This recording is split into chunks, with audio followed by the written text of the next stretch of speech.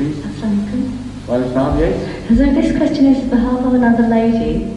She asks, if a person is honoured with his Janaza prayer being performed by a prophet or Khalifatul Masih, could we assume that he will go to heaven?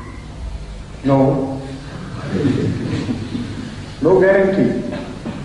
On this earth, there is no guarantee for anybody to go to heaven, because there was no guarantee even vis-a-vis Hazur Akram sallallahu alayhi wa sallam, and the Holy Quran mentions it clearly.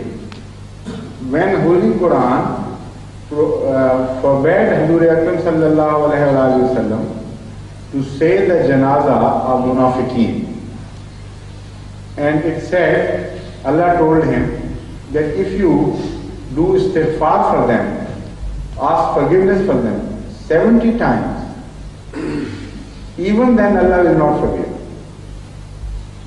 And Hazur Akram sallallahu alayhi wa sallam is known to have said that if I knew that Allah would forgive them, if I said it 71 times, I would do it 71 times or more than that.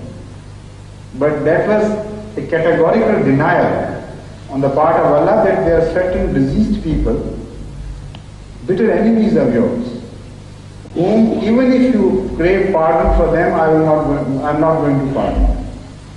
So if Hazur Akram sallallahu alayhi wa sallam says they are Janaza and they are not to be pardoned, who is a Khalifa as compared to Hazur Akram sallallahu alayhi wa sallam?